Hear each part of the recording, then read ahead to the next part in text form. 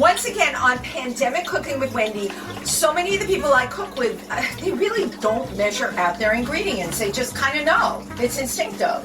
Yeah. Look at that. It's instinctive that you threw that stained washcloth on your shoulder. Okay.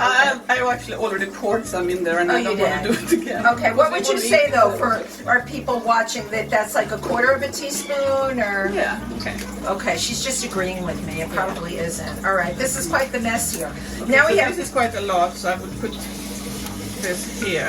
Okay. So I have to talk about this salt. So I've discovered this.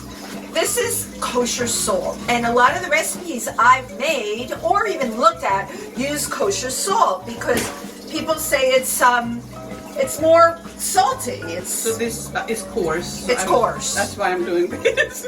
Oh, it's but coarse. You want not coarse salt, but nobody likes this coarse is what salt. we have, like so we'll deal with this. All Okay, right. I just make it coarse salt. All right, are we done with the salt?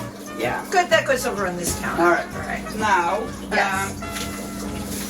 sometimes I just skip this, but for now, I'm going to do this.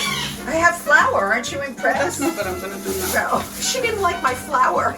Left at the altar with the flour. Why didn't you like the flour? I'm going to have breadcrumbs. Oh, okay. Aren't you impressed that I have breadcrumbs? So sometimes I put breadcrumbs in and sometimes I don't. Okay. So I'm going to put.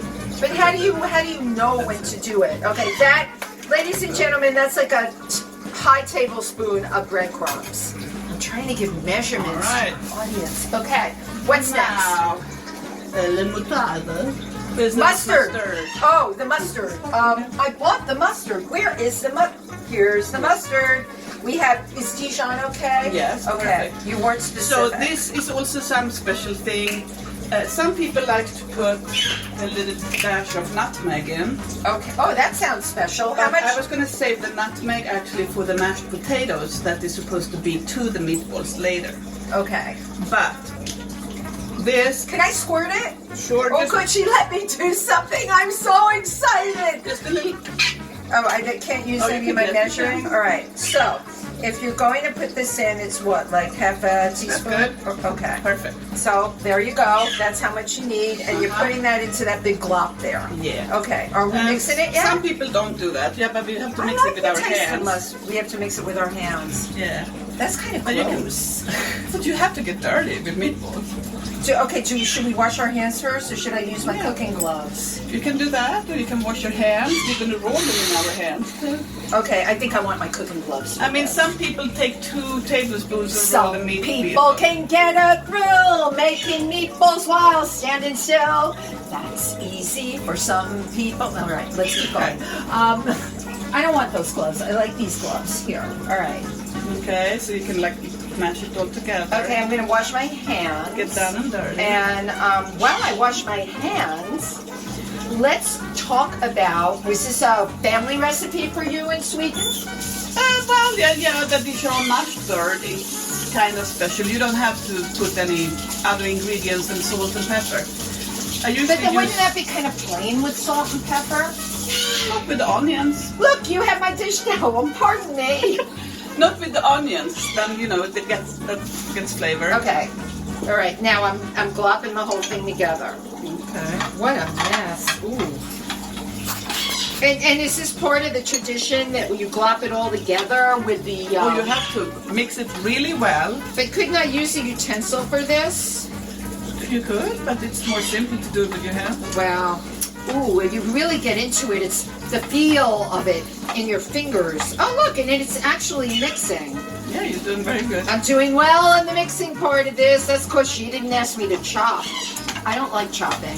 I find it terribly tedious. Ugh, this is like so gross. I mean, of course, there is like these food, what do you call it, machines for everything. Food processor? Yes, I'm sure we can So use what, a ton of food pressing things. a food pressing thing.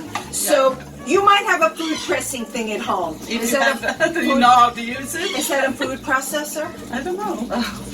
A food thing that will mix up your meat for you. I'm an old-fashioned cook. No, I know you are, but you're also an excellent cook. I've had your food. All right, tell me when it's done. Well, if looks it really looks good. really mixed well, then that's good. Cool. I roll the meatballs by hand.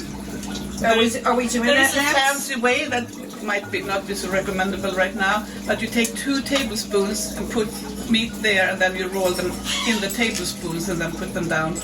I don't think that's really challenging. That is really Do you want to try it? No. No, okay, so you don't want to do it either.